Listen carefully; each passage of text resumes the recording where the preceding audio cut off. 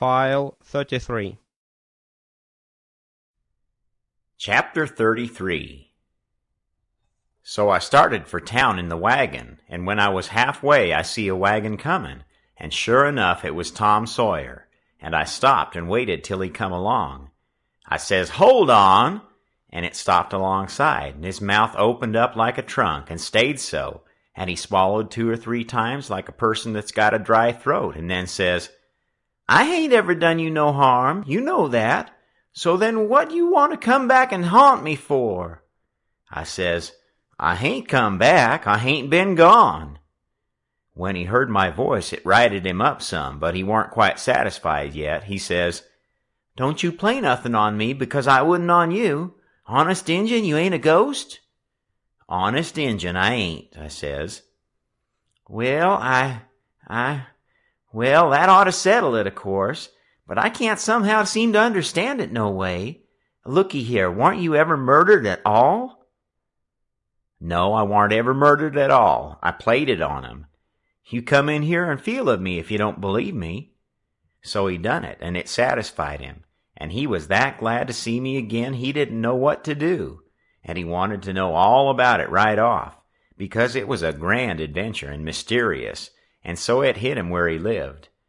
But I said leave it alone till by and by, and told his driver to wait, and we drove off a little piece, and I told him the kind of a fix I was in, and what did he reckon we better do? He said let him alone a minute, and don't disturb him. So he thought, and pretty soon he says, "It's all right, I've got it. Take my trunk in your wagon and let on it's yourn, and you turn back and fool along slow so as to get to the house about the time you ought to, and I'll go towards town a piece and take a fresh start and get there a quarter or a half an hour after you, and you needn't let on to know me at first." I says, "All right, but wait a minute, there's one more thing, a thing that nobody don't know but me, and that is, there's a nigger here that I'm trying to steal out of slavery, and his name is Jim, old Miss Watson's Jim." He says, "What? Why, Jim is—" He stopped and went to studying. I says, "I know what you'll say. You'll say it's dirty, low-down business, but what if it is? I'm low down, and I'm a-going to steal him, and I want you to keep mum and not let on. Will you?" His eye lit up, and he says, "I'll help you steal him." Well, I let go all holts then, like I was shot. It was the most astonishing speech I ever heard, and I'm bound to say Tom Sawyer fell considerable in my estimation. Only I couldn't believe it. Tom Sawyer, a nigger stealer? "Aw, shucks," I says, "you're joking." "I ain't joking either." "Well, then," I says, "joking or no joking, if you hear anything said about a runaway nigger, don't forget to remember that you don't know nothing about him, and I don't know nothing about him." Then we took the trunk and put it in my wagon, and he drove off his way, and I drove off mine. But of course I forgot all about driving slow on accounts of being glad and full of thinking, so I got home a heap too quick for that length of a trip. The old gentleman was at the door, and he says, "Why, this is wonderful. Whoever would have thought it was in that mare to do it? I wish we'd have timed her, and she hain't sweated a hair, not a hair. It's wonderful. Why, I wouldn't take $100 for that horse now. I wouldn't, honest. And yet I'd have sold her for 15 before, and thought 'twas all she was worth." That's all he said. He was the innocentest, best old soul I ever see.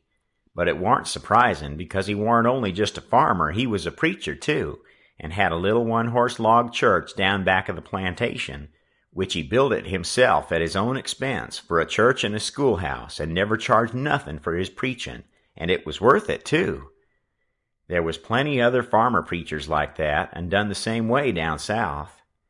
In about half an hour, Tom's wagon drove up to the front stile, and Aunt Sally, she see it through the window, because it was only about 50 yards, and says, "Why, there's somebody come. I wonder who it is.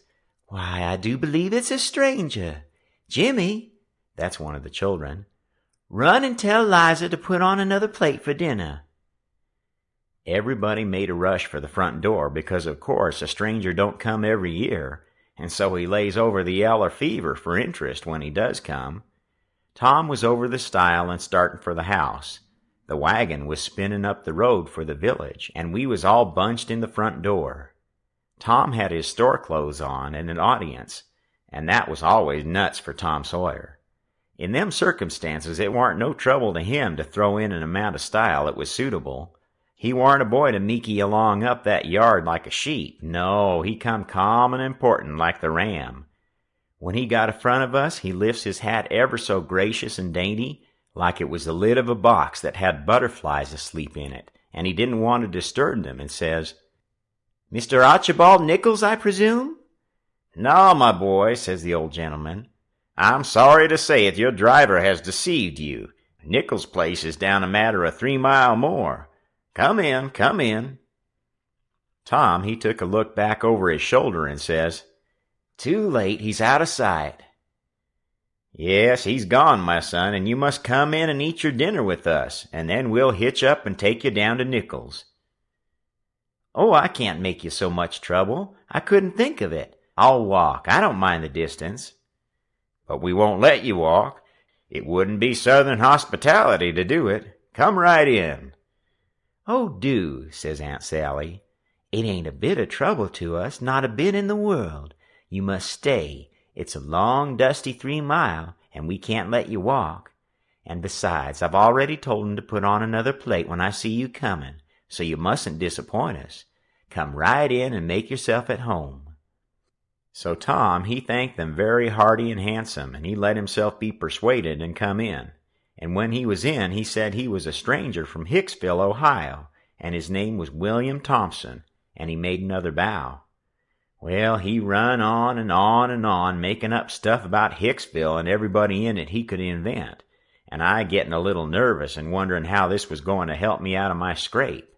And at last, still talking along, he reached over and kissed Aunt Sally right on the mouth, and then settled back again in his chair, comfortable, and was going on talking. But she jumped up and wiped it off with the back of her hand and says, "You audacious puppy!" He looked kind of hurt and says, "I'm surprised at you, ma'am."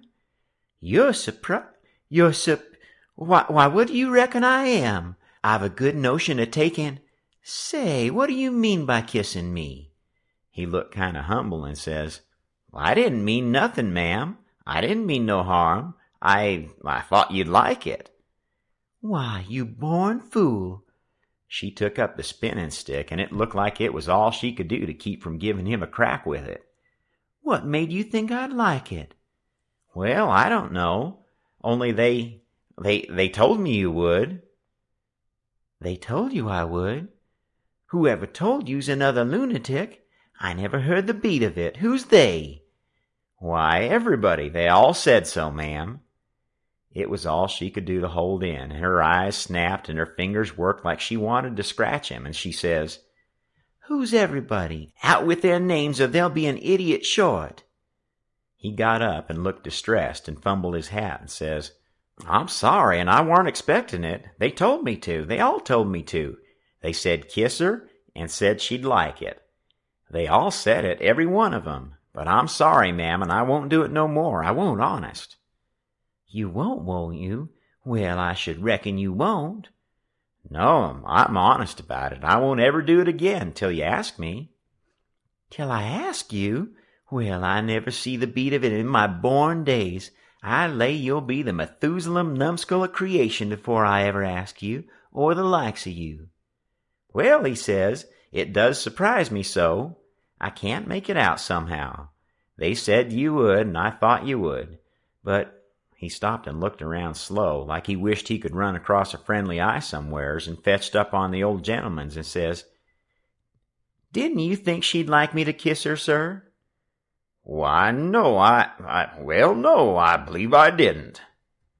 Then he looks on around the same way to me and says, "Tom, didn't you think Aunt Sally would open out her arms and say Sid Sawyer?" "My land," she says, breaking in and jumping for him. "You impudent young rascal, to fool a body so," and was going to hug him, but he fended her off and says, "No, not till you've asked me first." So she didn't lose no time, but asked him, and hugged him and kissed him over and over again, and then turned him over to the old man, and he took what was left. And after they got a little quiet again, she says, "Why, dear me, I never see such a surprise. We warn't looking for you at all, but only Tom. Sis never wrote to me about anybody coming but him." "It's because it warn't intended for any of us to come but Tom," he says. "But I begged, and at the last minute she let me come too. So coming down the river, me and Tom thought it would be a first-rate surprise for him to come here to the house first, and for me to by and by tag along and drop in, and let on to be a stranger. But it was a mistake, Aunt Sally. This ain't no healthy place for a stranger to come." "No, not impudent whelp, Sid. You ought to had your jaws boxed. I hain't been so put out since I don't know when. But I don't care. I don't mind the terms.